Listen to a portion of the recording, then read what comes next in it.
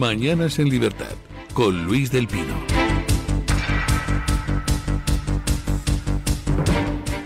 El gobierno de Cuba ha informado de la muerte de 32 ciudadanos cubanos en Venezuela. Según el Ministerio del Interior cubano, habrían fallecido en acciones de combate tras un ataque atribuido al gobierno de Estados Unidos contra la República Bolivariana de Venezuela. Según la versión oficial, los fallecidos se encontraban en territorio venezolano cumpliendo misiones en representación de las Fuerzas Armadas Revolucionarias y del Ministerio del Interior. El comunicado subraya que los fallecidos cumplieron digna y heroicamente con su deber en labores relacionadas con la seguridad y la defensa. O sea, que han muerto 32 cubanos que eran, según han confirmado fuentes del gobierno americano, los que formaban el cordón de seguridad de Maduro. Fíjense hasta qué punto tiene que ser asqueroso un dictador, hasta qué punto tiene que ser sanguinario y repelente un dictador, para que al final su guardia pretoriana, los que le custodian, los que le guardan de cualquier tipo de mal, tengan que ser extranjeros.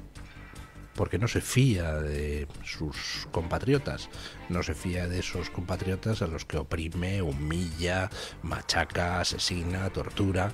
Normal que no se fíe de ellos, ¿verdad? Normal que tenga que recurrir a mercenarios extranjeros. Y al final, pues ¿por qué Cuba mandaba a esos mercenarios extranjeros? Pues primero porque Maduro era su hombre en Venezuela, Maduro se formó en Cuba. Era un perfecto imbécil, pero formado en Cuba. Y segundo, porque Venezuela nutría de petróleo a la dictadura cubana a cambio de esos más de 30.000 cubanos que son los que han estado manteniendo la disciplina en el ejército venezolano. Si el ejército venezolano no ha dicho ni mu hasta el momento, pues es porque, entre otras cosas, había 30.000 cubanos ahí vigilando a ver que a nadie se le ocurriera mover un dedo. A la hora de la verdad, pues lo dije en estos micrófonos hace ya mucho tiempo, ningún venezolano va a mover un solo dedo para proteger a Maduro si Estados Unidos ataca. Y así ha sido. ¿Quiénes han muerto defendiendo a Maduro? Pues 32 cubanos, 32 mercenarios.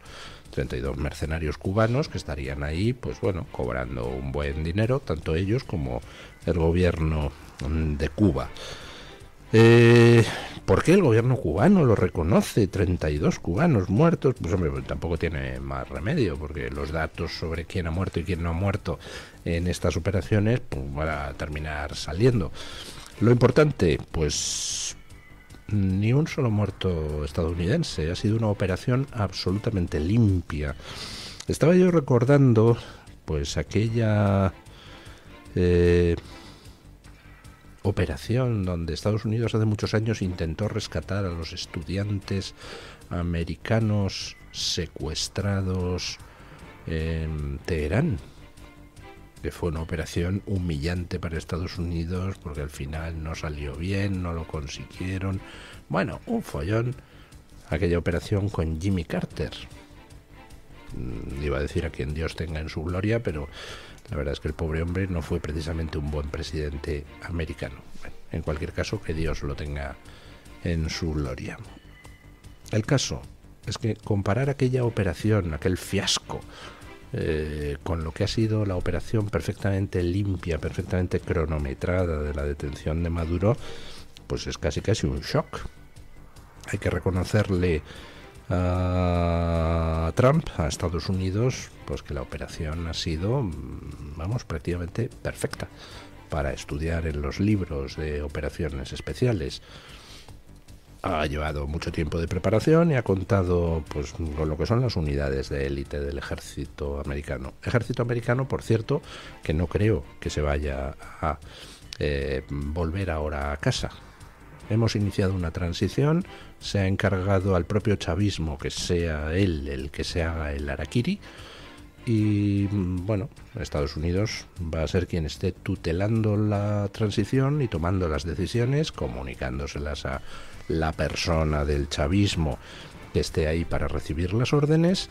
Y mientras que no esté ejecutada la transición, pues posiblemente Estados Unidos mantenga al menos una parte de los efectivos que tiene desplegados. El objetivo no era detener a Maduro, eso es una parte del asunto. El objetivo es garantizar una transición a la democracia y que en Venezuela vuelva otra vez a haber un régimen normal y un régimen que no le plantee a Estados Unidos problemas de seguridad. ¿Quién parece que va a ser el que va a actuar de lugarteniente de Marco Rubio, que es quien va a estar dando las órdenes a partir de ahora en Venezuela? Pues parece ser que es Delcy Rodríguez. Y no ha tardado ni 48 horas en decir que está dispuesta a cooperar con Estados Unidos. Escuchen.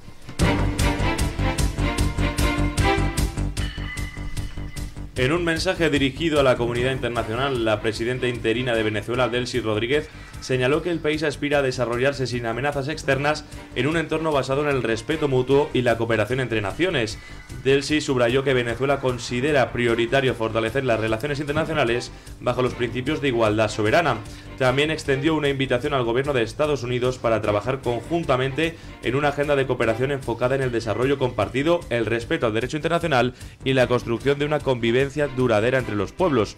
En su mensaje, la presidenta interina también hizo un llamado directo al presidente estadounidense Donald Trump al asegurar que Venezuela y la región merecen la paz y el diálogo, no la guerra. Indicó que este ha sido el planteamiento constante del presidente Nicolás Maduro y del pueblo venezolano.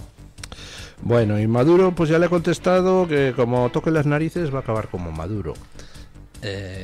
Vamos a ver, en estos momentos quien controla la situación es Estados Unidos. Estados Unidos prefiere que sea el régimen el que se haga el harakiri, porque es todo más limpio, más fácil, más como fue la transición española, permite lograr que no desemboque el caos en el vacío de poder, en una guerra civil o en un conflicto bélico estilo Vietnam, y por tanto Estados Unidos va a utilizar a sectores del propio régimen para poner fin al régimen y para neutralizar a los otros sectores del régimen más bunkerizados.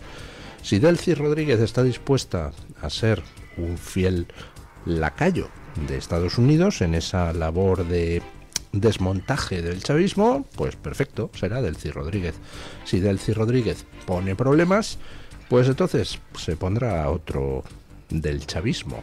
Ya ha demostrado Estados Unidos que ni siquiera Maduro estaba libre de ser detenido, con lo cual se pueden ustedes imaginar lo que estarán pensando el resto de jerarcas del chavismo, pues que no tienen dónde esconderse. Si intentan plantarle cara a Estados Unidos y mantener la dictadura, pues entonces con ellos las operaciones van a ser mucho más fáciles. Posiblemente no requieran ni siquiera de intervención aérea, porque ya la CIA tiene equipos infiltrados sobre el terreno, como ya les dijimos hace un par de semanas, y además a partir de ahora esos equipos infiltrados sobre el terreno empezarán a contar cada vez más con efectivos de las propias Fuerzas Armadas venezolanas y de la oposición venezolana ya trabajando a pie de calle. Así que Delcy Rodríguez pues tiene pocas opciones. O traga las órdenes de que Marco Rubio quiera cursar a partir de ahora, o será reemplazada por otro. ¿Qué otro? Pues no puede ser ni Vladimir Padrino, ni tampoco Diosdado Cabello. De hecho, esos dos van a tener que desaparecer de escena rápidamente. Será posiblemente una de las exigencias a Delcy Rodríguez. O estos tíos se van al exilio, o me los tienes que entregar ya, porque pesa recompensa sobre ambos. Sobre Delcy Rodríguez no. Sobre Delcy Rodríguez pesan sanciones, no puede entrar en Estados Unidos, por ejemplo, ni en la Unión Europea, creo. Pero desde luego no hay una recompensa sobre la cabeza de Delcy Rodríguez, así que de momento podría ser una candidata. ¿Que pone problemas? Pues que pase el siguiente, o sea, no, por chavistas no va a ser, hay muchos dentro de Venezuela. Otra cosa son las declaraciones públicas. Ya saben ustedes que en todo este tipo de procesos una cosa es lo que pasa de verdad y otra cosa lo que tienes que vender. Lógicamente, Delcy Rodríguez no puede salir hoy a decir: ¡viva Donald Trump! Aquí estamos a las órdenes, mi comandante. No. Delcy Rodríguez tiene que hacer como que tiene poder. Tiene que hacer como que no es una simple lacaya de Trump. tiene que hacer como que tiene el mando, fundamentalmente porque va a tener que usar ese mando para empezar a quitar chavistas de ciertos sitios y para empezar a dar ciertas órdenes, como es por ejemplo la salida de los cubanos, como es por ejemplo la liberación de presos políticos, como es por ejemplo la depuración del aparato de justicia, que es uno de los prioritarios a la hora de depurar. Entonces, bueno, pues Delcy Rodríguez tendrá que hacer también un poquito el paripé y fingir una cierta dignidad y una cierta reivindicación del papel de Nicolás Maduro y de Hugo Chávez y patatín y patatán, porque se tiene que dirigir a su público, a los chavistas. Pero vamos, de las cosas que se dicen a lo que luego se haga, pues normalmente hay un trecho y en este caso habrá dos. En fin, bueno, estamos en época navideña, pues ya saben ustedes que las familias, los amigos se reencuentran, se comen juntos, lo pasan bien. Y en ese sentido me ha hecho gracia unas fotos que Abascal ha difundido porque ha recibido una amiga en su casa al empezar este año, anteayer.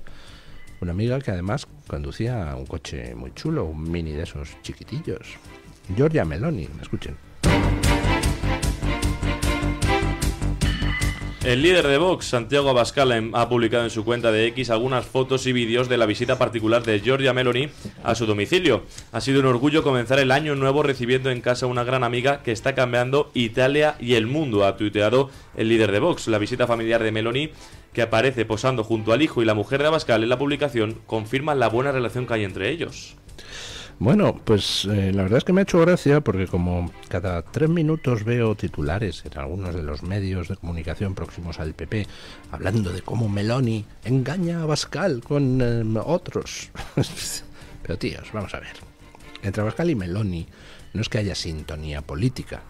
Hay una amistad personal, y una amistad personal, en fin, bastante intensa. No son meros conocidos. Son buenos amigos. Y yo creo que han querido los dos pues dejarlo claro con una escena que no es habitual, que es una visita a la casa de Abascal. Meloni ha estado aquí y en España y ha ido de visita personal a la casa de Abascal, a comer con Abascal y su familia. Meloni no está en estos momentos en el mismo Eurogrupo que Abascal. Antes estaban los dos en el ECR, conservadores y reformistas. Luego Abascal se salió y se unió al grupo de patriotas con Marine Le Pen. De hecho, redefinieron el grupo, cambiaron el nombre, etcétera. Y bueno, pues aquello sirvió a algunos para decir, ajá, distanciamiento entre Abascal y Meloni. No hay tal distanciamiento. Simplemente Meloni, pues ahora era presidenta de Italia y había que pronunciarse sobre la continuidad de von der Leyen. Y ahí Meloni, que dirige un gobierno de coalición, pues tiene las manos relativamente atadas. No puede jugar al enfrentamiento perpetuo con von der Leyen, como sí hace, por ejemplo, Víctor Orbán. Puede tratar de llevar la contraria al mainstream de Bruselas, pero siempre dentro de un orden y con una mentalidad posibilista, y por tanto eso iba a provocar fricciones de estrategia si se mantenían en el mismo grupo Abascal y Meloni, con lo cual pues tomaron, yo creo que conjuntamente, una decisión bastante sensata.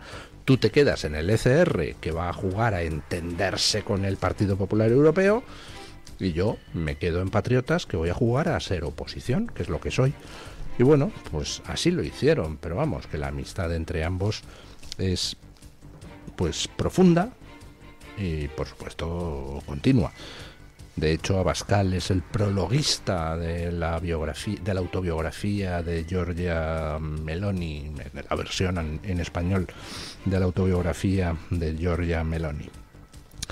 Bueno, a todo esto, con tanta cosa geopolítica que va bastante en la línea que Vox sostiene, ¿cómo están yendo las encuestas para Vox? Bueno, pues si hacemos caso a Electomanía, están yendo extraordinariamente bien. Escuchen. Según las encuestas de Electomanía, Vox superaría los 70 diputados, mientras que el PSOE sigue su hundimiento. El Partido Popular se mantiene como primera fuerza política con un 32,2% de los votos y una estimación de 133 escaños. El PSOE ocuparía la segunda posición con 26,8% y 103 escaños, y Vox se consolida como tercera fuerza con un 19,8% de intención de voto y 71 escaños. Es el único partido que sube con respecto a 2023.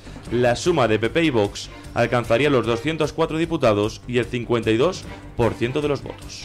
52% de los votos para lo que podríamos denominar, entre comillas, derecha.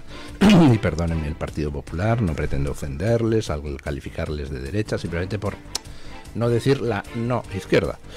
El Partido Socialista continúa en su caída libre, conserva por poquito los 103, los 100 diputados.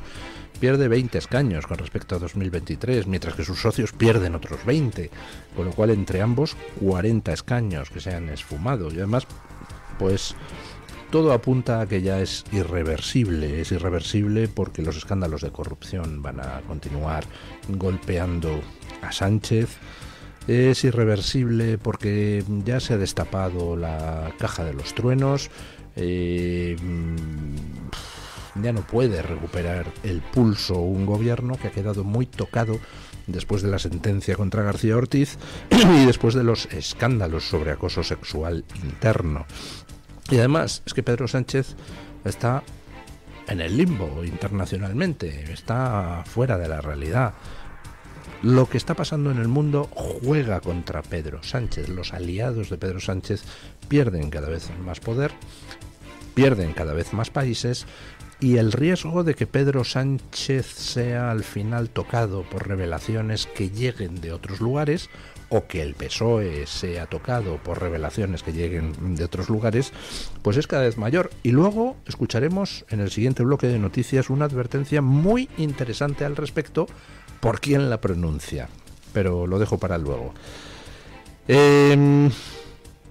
Bueno, ya les he dicho muchas veces que creerse las encuestas a pie juntillas pues no es muy inteligente, pero lo que sí es interesante es para una misma casa encuestadora ver cómo van evolucionando esas encuestas, porque ahí lo que ves es la tendencia. Puede luego haber sesgos en cuanto a los valores absolutos de voto de diputados. Por ejemplo, a Vox Electomanía le daba ayer 71 diputados y un 52, perdón, y un casi 20% del voto, 19,8. ¿Está en eso realmente Vox? Pues bueno, puede que sí o puede que no. Puede que Vox esté un poco por debajo de eso, en vez de en el 20%, pues en el 18 y muchos, o en el 19, y en vez de 71 diputados, pues a lo mejor es 65. Me da igual, lo importante es la tendencia, cómo semana a semana se ve en las encuestas de Electomanía, cómo Vox continúa subiendo sin que eso afecte al PP, que sigue manteniendo estable su cota de voto, y quien se va hundiendo es la izquierda, el PSOE, sus aliados, lo cual indica una de dos cosas: o está habiendo un fortísimo trasvase directo desde la izquierda hasta Vox, o bien está habiendo un trasvase indirecto de la izquierda a la abstención y de la abstención a Vox, o bien de la izquierda al PP y del PP a Vox. Sea como sea, está habiendo un trasvase directo o indirecto de la izquierda a Vox, y un trasvase muy fuerte. Vox ha subido en las encuestas de Electomanía pues 3-4 puntos en las últimas semanas, y es normal, porque es que se están conjurando todos los dioses en favor de Vox. Miren ustedes a su alrededor, al mundo, y lo que está pasando es que lo que Vox lleva defendiendo tanto tiempo, pues avanza país tras país. Así que bueno, es cuestión de tiempo que aquí en España también tengamos un gobierno con Vox, bien de coalición, bien en solitario. Bueno, y mientras tanto, la extrema izquierda a su bola. Ataque terrorista de la extrema izquierda en Alemania que ha provocado toda una serie de apagones en plena ola de frío.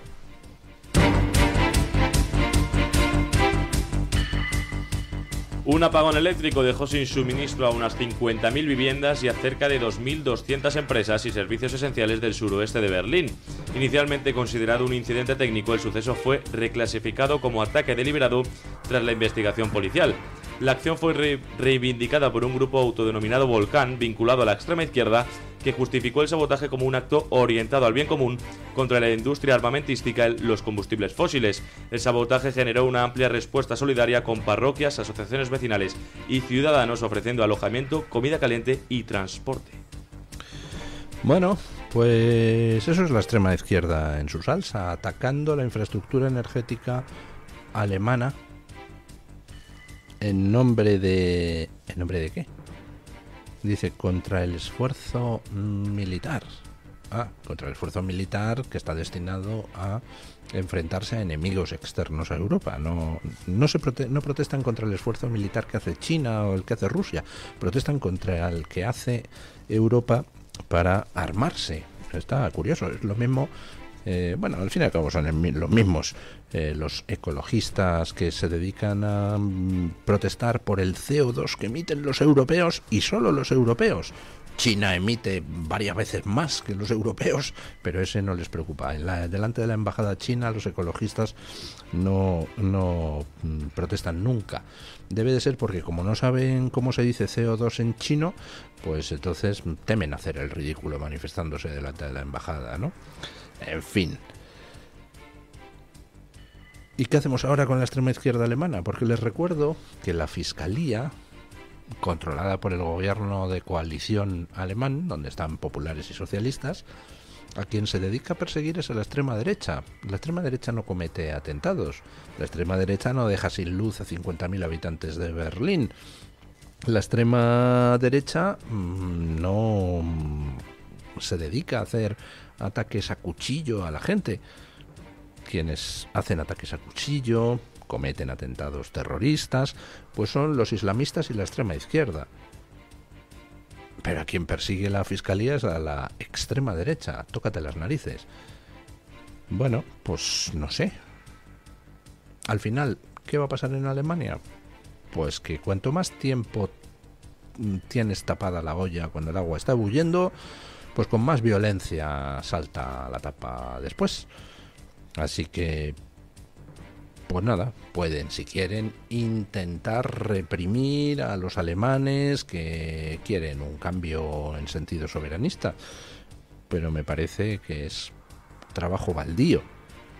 Cada vez son más esos alemanes. Ya es prácticamente 1 de cada 3 alemanes quiere que gobierne la AfD. Pues ellos mismos, los partidos tradicionales. Si quieres intentar parar el transcurso del tiempo, permíteme decirte que no lo vas a conseguir.